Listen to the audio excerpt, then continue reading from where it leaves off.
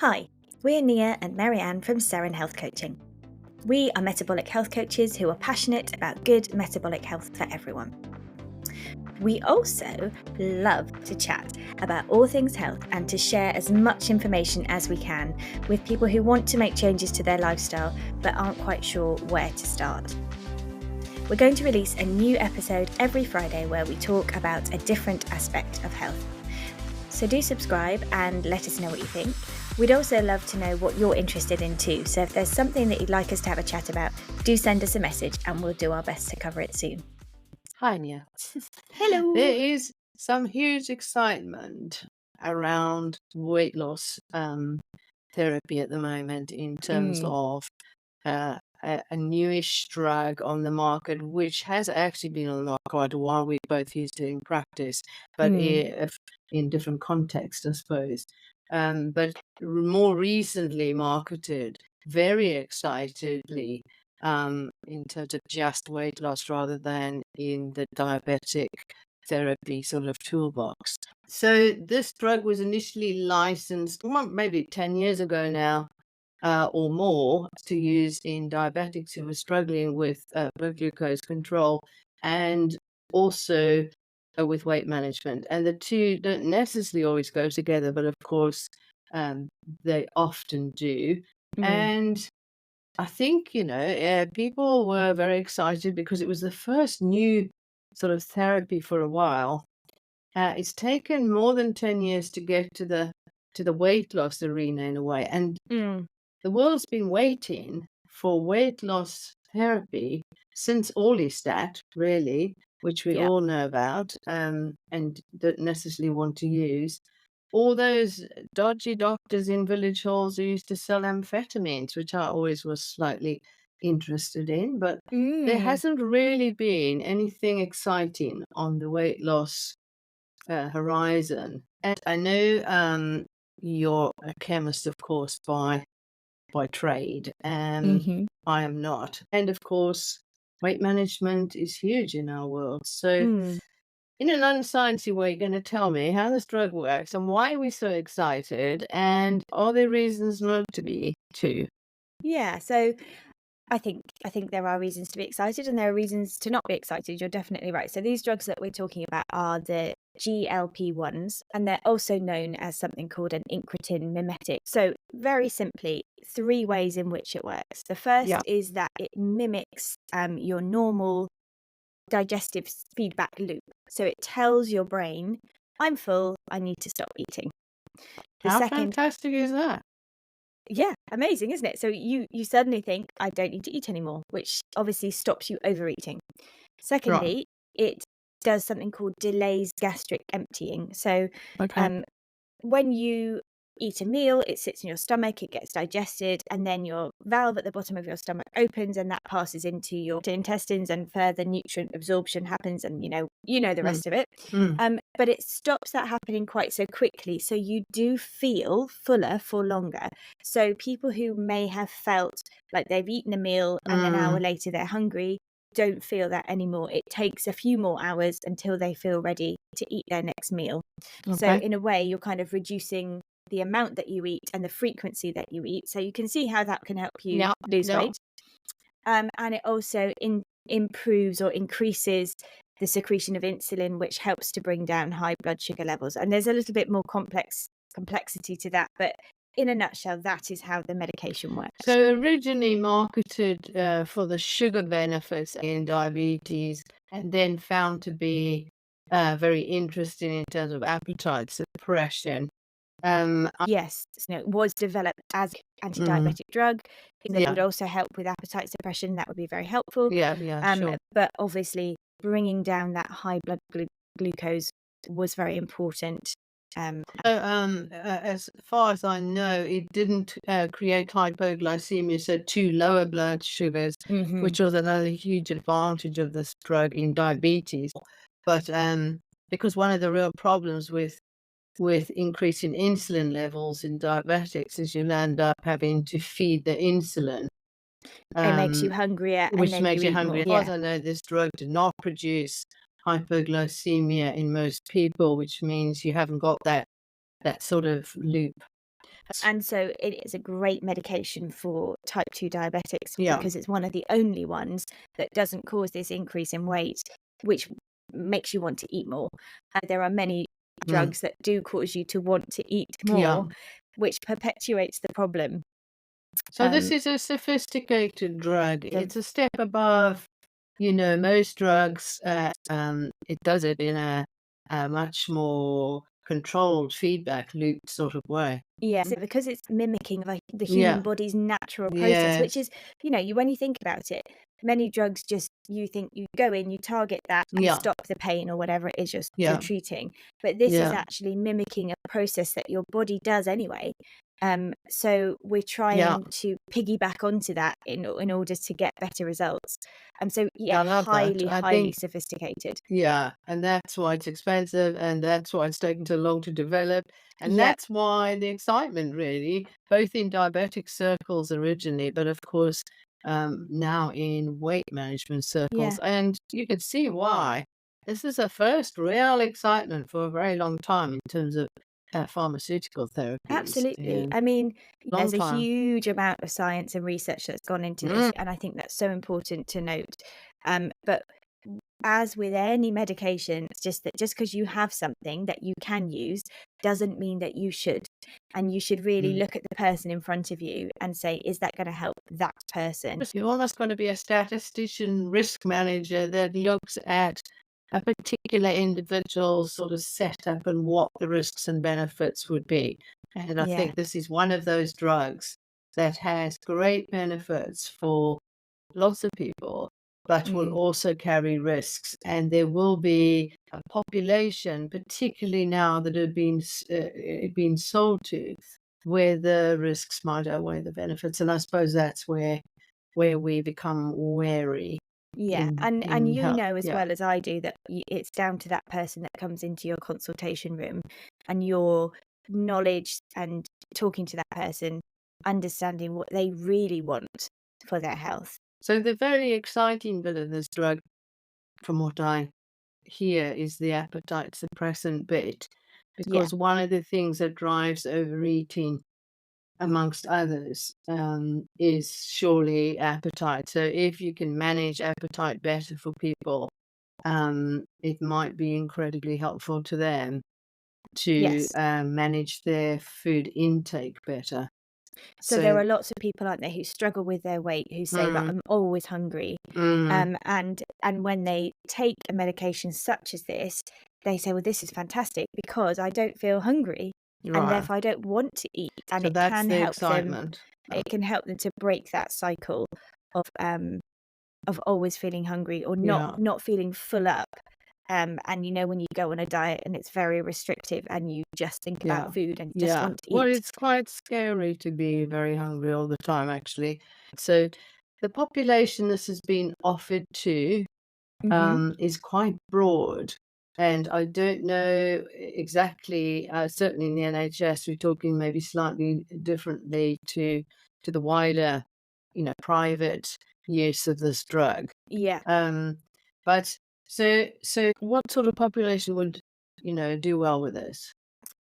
Well, it's interesting, isn't it? Because this has been offered to a vast population and many more people than it's ever been offered to before, because Mm, it's now not just available through the NHS, it is also available privately, and it is also available through, um, for want of a better word, slimming clubs. yeah. So as another arm of their program. So, for example, you sign up to a weight loss program and they offer you a meal plan. And then they can say, well, if you meet certain criteria, you can also add in this drug with the Okay. meal So plan. there are criteria to meet. There are criteria to meet. It's not a free for all. However, as with anything that is incredibly popular and with many drugs, there are counterfeit things So that occur. if you were slimming, I mean, we're talking about very big organizations. Um, who would prescribe this drug? Because presumably it has to be prescribed somewhere along the line. Yes, it does. So from what I can tell, if you join one of these slimming clubs that offers you this medication, you will have to fill in some information about yourself, Okay. and then a prescriber. a doctor or a pharmacist is what I've seen. There are Yeah. other types of independent prescribers, Yeah, but it yeah. seems to be doctors and pharmacists that are doing it at the moment. They would assess your response to that Yeah. questionnaire, and then they would decide whether or not you get the medication. So are there people that you wouldn't want to prescribe this drug to? Oh, absolutely. So, this would only be for people who met a certain BMI category. Now, Okay. although we don't love BMI categories, it is a useful cutoff point. So people whose weight is above the healthy level for their height and puts them into probably the obese category of BMI, a body Which mass is slightly index. more than just Just overweight. as, yes, they would qualify for this. But they presumably, once it's out there on the sort of private markets, that wouldn't be as tight as maybe it would be in a medical setting. So if you wanted to lose 10K for your son's wedding, would hmm this be the sort of drug you might go for? Personally, I would say no, you shouldn't, and there are some really good reasons why you shouldn't. Um, it could be that that is something um, that is offered to you, though. Mm, okay. So that's the problem, isn't it? That this is gone viral, as they say. We struggle with weight in our world for all sorts of really complicated reasons. And there's this tangible, viable product that is going to almost guarantee you some Mm, weight loss. yeah. And even if you just 10K overweight and you want to look better for something, and we know that restricted calorie diets are used in exactly that context. So why would hmm this drug not be used like that?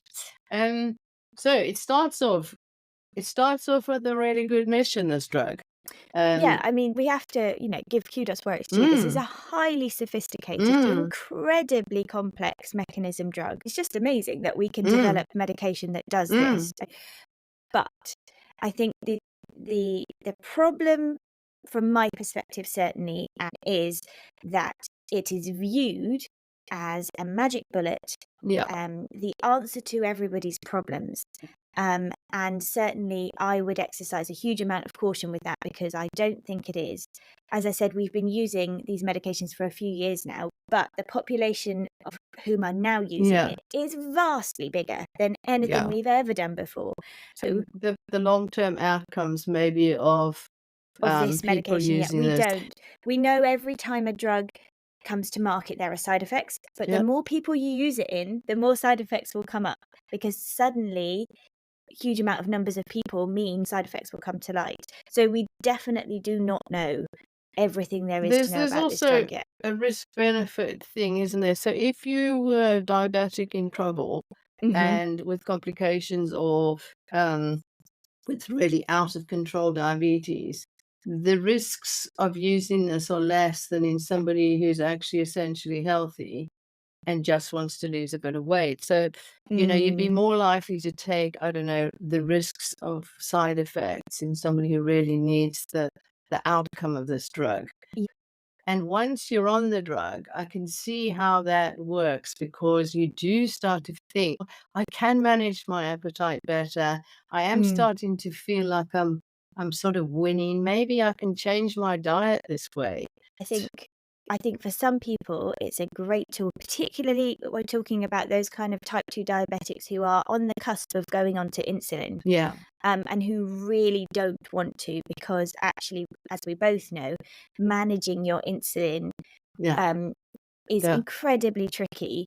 And It actually exacerbates the quite diabetes a lot of the itself. problems. Exactly. Yeah. So, people are desperate at this point, and this medication is incredibly helpful for them. As you said, it does help them to think they can start to manage their disease.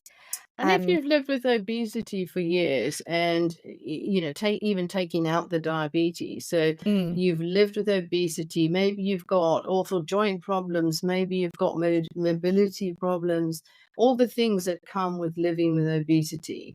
I can mhm, see this beacon of light in a great context of using healthy lifestyle changes, a course, a program where you use it as a tool to turn the ship and then hope to get some sustainable lifestyle changes long term, where you could then trickle off the drug mhm. and use it as a sort of transitory crutch almost.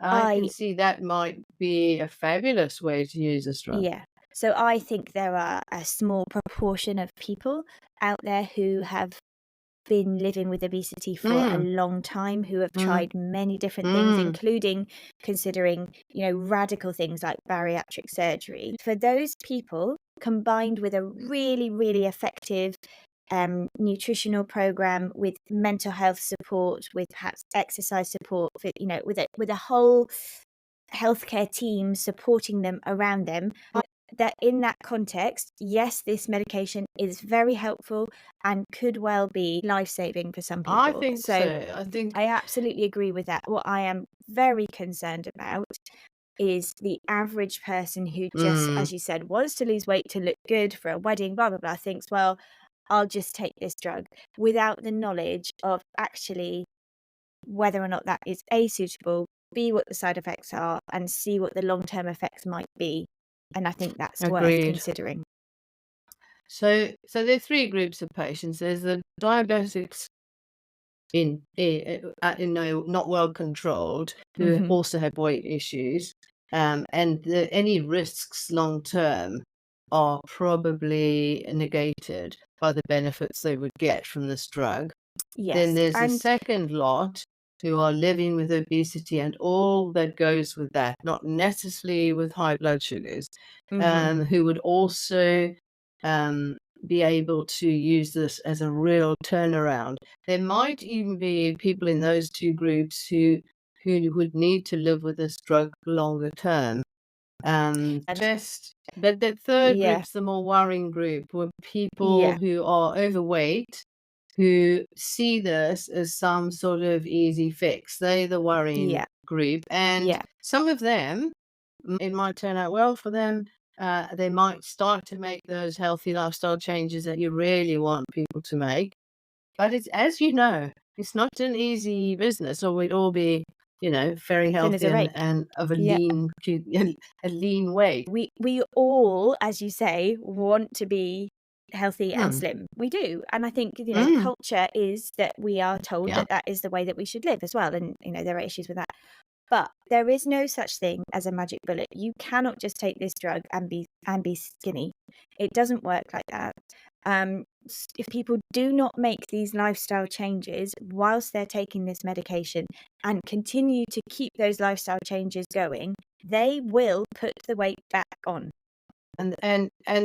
There's worry about restricted calorie diets in the same way, about that initial loss of a lot of weight, which Mhm. also means you're losing some lean muscle mass, Mhm. and then the putting back on very quickly. And I have seen reports of this, of coming off this drug, that people put on weight, fat, Very quite quickly. quickly. I Mhm. don't really know the science behind that, so I can't really comment. But that would be a disaster for a lot of people Mhm. who, and also just psychologically a disaster, where you'd done quite well, you were starting to feel better, and then they took this drug off you, and Yes, you and then they landed left up you putting the and weight you're back on, would be so depressing.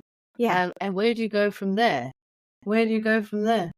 Exactly. So I do think that that is Mm, really important. So as you said, it's all about the risk benefit to that patient. yeah, But my concern is, are we giving it to patients who actually the risks outweigh the benefits for them? of And are course. we selling Yeah, it as something that is a yeah. very quick fix? And actually, for most people, for the majority of people who struggle with their weight and are not either type 2 diabetic or chronically um, living with obesity, this is not what we want to be promoting them to do. They, you know, they will not benefit from this in the long term, and in fact, they could end up worse off. So I suppose that's the bit that's sort of hard to wear, is that you might actually be doing somebody an A disservice. injustice. Mm, It's a really interesting drug. I think I'm not surprised there's a huge furor about this drug. mm, It is exciting, and long it is. term, it'd be really interesting to watch how this goes in terms of Yeah. long term use. I suppose my other concern about these drugs is that, again, it seems to be a sticking plaster on a bigger problem. We are not all overweight because we're all eating a healthy diet, but we're just eating too much of it. There are, the quality of our food, the availability and the financial impact of getting quality, healthy food, of understanding how we should be eating our food and what type of food is best for our health is vitally important. We all need to eat better. We all need to exercise. We all need to take care of our health. And, it's a bit late at the other end to just go, oh, well, there you go. Yes, absolutely. And you could put bariatric surgery in the same sort of category. And in some ways, it does look like a sticking plaster. But what we do know is that there are people that, will shorten their lives because Yes. of their weight. And it's in that group of people where this might actually be really useful. So I completely agree that for those people who have basically been there, tried everything, got the T-shirt, and have, in some cases, a genetic predisposition to this Yes, weight gain. there's a lot of genetic predisposition. Yeah, I don't believe that this should never be used in weight management. I just think we have to be really careful about the population that we do use it on and the support that we give them. In your dreams, you would have clinics with people who have specialist knowledge about this drug, supporting people and using it to its absolute best, Yes. where you use it to give somebody that kickstart that is so helpful sometimes to Yes. people going. But it's the willy-nilly availability of this drug, the stuff on social media where people are saying, look at me, this is what I've done. The culture, the celebrity culture of it, the sort of idea that, you can just take it and everything will be fine. Well, I'm not surprised. And I mean, the pharmaceutical industry must be very excited about this drug. They've been waiting for this drug for a very long time. Yes, it's a potentially life-saving drug that Yeah, can be very beneficial to a certain population, but yeah, I am still to be convinced that it is suitable for everyone in the way in which it's being marketed at the moment. yeah, absolutely. So that's the bottom line for us. Excitement, interesting, sophisticated drug, expensive. Obviously, it's a new therapy in a world where there wasn't much therapy, and you can see how this is going to work. And it could be fabulous and in the right setting, and could be terrible in the wrong setting. So I suppose that's where we are. Thank you so much. I understand somewhat better how it works and the pros and the cons, really, which is what we're talking about. Transparency to tell people exactly how that risk-benefit thing works, because I think what happens is people just have a friend who's used it, they've lost weight, they're very excited to go and try it themselves. They're really not interested in how it works, particularly, or even the side effects, because I'll put up with them, because people are really desperate to lose weight. Yeah, that's the bottom line. Yeah, and I absolutely get that. But I think me too. What the side effects and the problems that happen when you stop taking the drug have proven is, and it's the long-term lifestyle changes that are actually going to affect your health, But I mean, not the short-term bits. who thinks about that, Well, I know, we're very boring, Marianne. Yeah, very boring. I think about that. If you said, well, 2 years' time you're going to struggle to stop this, you'd go, oh, yeah, I'll worry about that then. But I'll still be thin. It's the meat. And I don't think people really believe that it's going to happen to them anyway. Anyway, that is true of all medications, though, and you have to weigh up that risk benefit. As a prescriber, it's definitely your responsibility to at least influence the person you're prescribing for, or be very transparent about how you choose and share that with people. But of course, in the commercial business world, what happens is the money skews all of that, and you want people to buy your things. So then you forget Yeah. about all of the transparency and the share. And maybe if I was you, I'd be slightly wary about this. The same with so many things. Anyway, nice to talk, Nia, as ever. Indeed. Yeah. Bye for now. Thank you. Bye.